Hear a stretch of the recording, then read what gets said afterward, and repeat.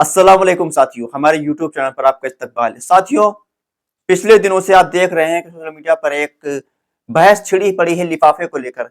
असदुद्दीन ओवैसी साहब के मालेगांव में दिए हुए बयान को लेकर बहुत से लोग ये दावा कर रहे हैं कि ये मौलाना सज्जाद उमरी साहब के खिलाफ में दिया हुआ बयान है। बहुत से लोग ये दावा कर रहे हैं कि उलमाओं की तौहीन की है बैरिस्टर असदुद्दीन ओवैसी साहब ने। हालांकि इस बयान की सच्चाई क्या है, इस बयान असदुद्दीन साहब ने क्यों दिया था, इस बारे में हम आज को आपको चर्चा करेंगे और साथ साथ ये भी बताएंगे कि असदुद्दीन ओवैसी साहब की पार्टी एआईएमआईएम पार्टी को महाराष्ट्र के अंदर कामयाबी हासिल क्यों नहीं हो पाई, क्योंकि एमआईएम पार्टी ने वहां पर 16 सीटों पर अपने उम्मीदवार उतारे थे, जिनमें से महज सिर्फ एक मालेगांव विधानसभा सीट पर एमआईएम पार्टी चुनाव जीत पाई, वो भी सिर्फ 162 वोटों के अंतर से। साथियों, अगर हम बात करें मालेगांव विधानसभा सीट के बारे में, तो मालेगांव विधानसभा सीट पर एमआईएम पार्टी के जो मौजूदा विधायक है मुफ्ती मोहम्मद इस्माइल कासमी साहब, उनको 1,09,000 कुछ वोट मिले और दूसरे प्रत्याशी आसिफ शेख थे, उनको भी 1,09,000 कुछ वोट मिले और 162 वोट से एमआईएम पार्टी यहाँ पर चुनाव जीती। अगर बात करें मालेगांव के अंदर एमआईएम पार्टी के प्रभाव के बारे में, तो एमआईएम पार्टी मालेगांव के अंदर मजबूत स्थिति में है, क्योंकि एमआईएम पार्टी के जो वहां पर कार्यकर्ता है वो मजबूत है, एमआईएम पार्टी से जुड़े हुए कार्यकर्ता है। एमआईएम पार्टी का 25 से 30,000 वोट एमआईएम पार्टी के सिंबल पर मालेगांव के अंदर, इसके साथ साथ मुफ्ती साहब का पर्सनल वोट भी कुछ है, दोनों मिलकर इस सीट पर जीत का समीकरण बहुत ही अच्छा बना देते हैं। और ये बात बाकी विरोधी भी जानते हैं, इसलिए विरोधियों ने एमआईएम पार्टी को कमजोर करने के लिए यहाँ पर तमाम हथकंडे अपनाए, लेकिन एमआईएम पार्टी अल्लाह करम से यहाँ पर चुनाव जीत गई।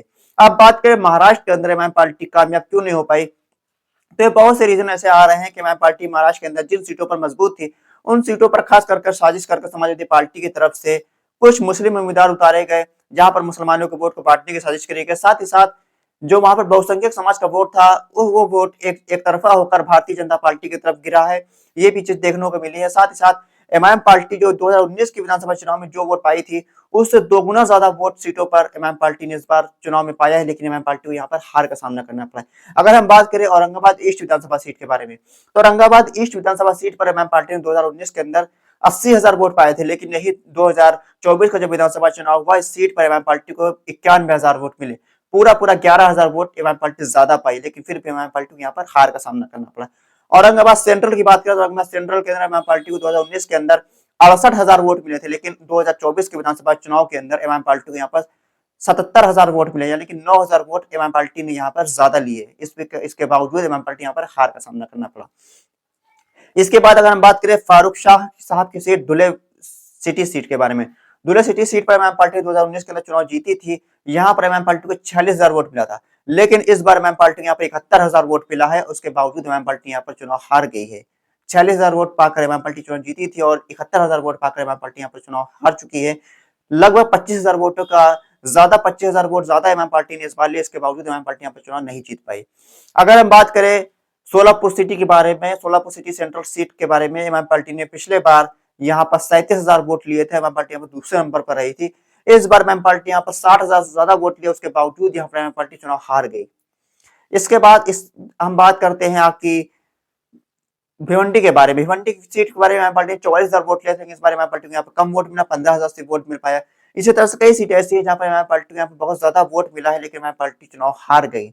इसका सबसे बड़ा रीजन यह है कि बहुसंख्यक समाज का वोट जो है वो बट नहीं पाया, वो बिखर नहीं पाया, वो एक तरफा होकर भारतीय जनता पार्टी की तरफ गया। उसके पीछे कई रीजन बताए जा रहे हैं और कुछ रीजन ऐसे भी हैं जो चुनाव से पहले प्रेस कॉन्फ्रेंस करके उम्मीदवारों के नाम का ऐलान किया गया, समर्थन का ऐलान किया गया, उसको भी बहुत लोग इसका रीजन बता रहे हैं। साथ ही साथ कुछ लोग का रीजन का कहना यह है कि एआईएमआईएम पार्टी के खिलाफ जो कांग्रेस पार्टी थी या महाविकास आघाड़ी का गठबंधन था, उसने पूरी तरीके से भारतीय जनता पार्टी का साथ दिया, भारतीय जनता पार्टी को चुनाव जिताने में वहां पर काम किया है और एमआईएम पार्टी को यहाँ पर हरवाने के लिए भारतीय जनता पार्टी का साथ दे दिया गया, ऐसे भी बहुत से लोग आरोप लगा रहे हैं। साथियों, इसी तरह एमआईएम पार्टी यहाँ पर मालेगांव के अंदर सिर्फ चुनाव जीत पाई।